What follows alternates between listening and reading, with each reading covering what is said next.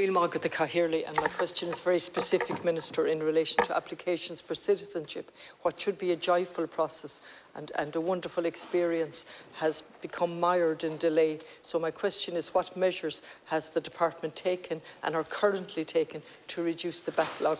A recent question from a colleague in your own side confirmed that there's a 15,000 backlog waiting list. And how far back is that? It mentions 21 and 22. Does it go further back? Deputy Connolly for raising this important matter in relation to measures undertaken by the Department to reduce citizenship application processing times, and particularly in respect of applications submitted in 2021 and 2022. And my department is focused on improving the naturalisation process for applicants and reducing the backlog of cases as soon as possible. Additional staff have been assigned and services are being digitised and streamlined. Thanks to these measures, the number of cases processed has increased by over 30% against pre-pandemic figures. Further digitisation is in train, which is making the application process more user-friendly and efficient. To date, in 2023, a decision has been made on 7,643 adult applications and 3,956 minor applications, with 9,723 certificates of naturalisation have been issued. Of the cases on hand, 4,210 have received a positive decision and are now in the process of making their final payment or being scheduled to attend a ceremony. Insofar as applications made in 2021 and 2022 are concerned, of the 11,974 applications received in 2021, 9,185 applications have received a decision to date, along with 4,074 of the 17,177 applications from 2022. I'm pleased to inform the Deputy that as a result of the significant measures being taken to improve processing rates, the vast majority of the outstanding applications from 21 and 22 are now in the final stages of processing, and these applications are being prioritised for conclusion, although I should note that each individual application is potentially different, and therefore some may take longer than others to process.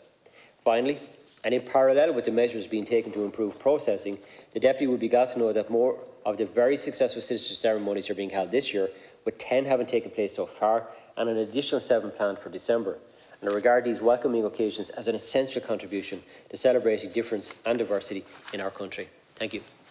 Minister, and I certainly welcome the citizens' ceremonies, absolutely. But my question is very specific in relation to the delay and the backlog. And if you could be more specific for me, I welcome the fact that there are extra staff, but I understand that this department or this section lost staff because of the passport crisis. So what are the resources within the department that's handling these applications? Because the backlog is unacceptable. And then I have a specific case in mind, which is always helpful, and that person is waiting from March 21 and is in, limbo land, although we've abolished limbo, but travel restrictions and all the consequences that follow from not having citizenship. So can you be more specific with me? What staff have been put in place? Is there enough staff there to handle it? Are we prioritising the latest applications as opposed to the backlog so that the figures look better and we're processing more? What has been set aside to specifically deal with the backlog? Thank you. Thank you, Deputy. Just in relation to the backlog, I fully appreciate applicants for citizenship wish to have their decision made as quickly as possible and without any delay. There certainly has been a backlog, but it's one we are working through as quickly as possible. The nature of the naturalisation process is such that for a broad range of reasons, some cases do take longer than others to process, and in some cases completing the necessary checks can take a considerable period of time.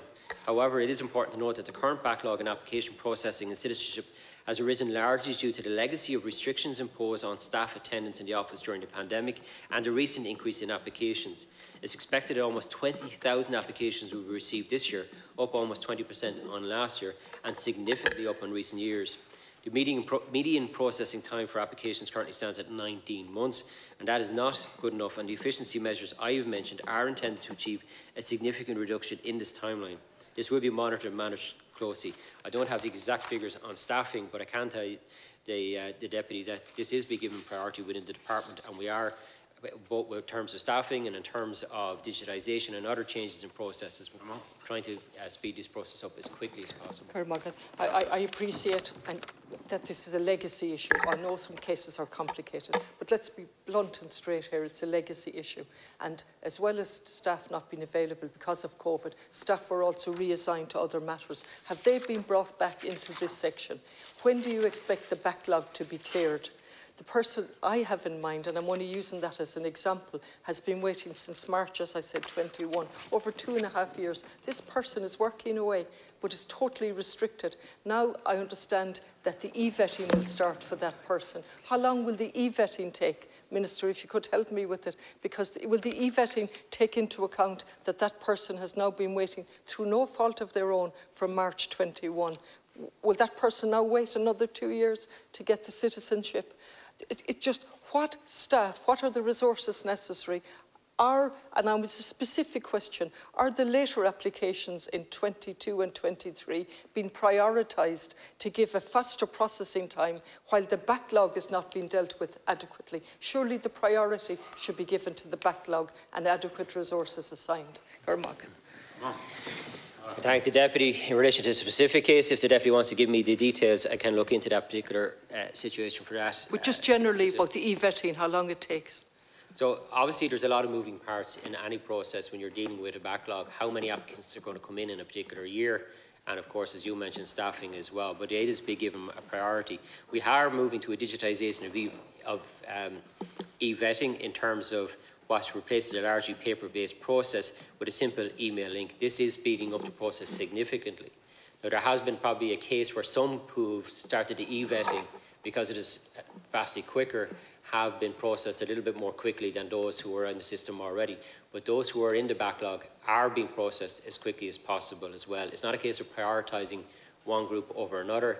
Those who have come into the e-vetting, it is simply a quicker process, and I suppose those who are in there a little bit later have, I suppose, didn't have the opportunity at the time to use the e-vetting process. But we are clearing those backlog off as quickly as possible.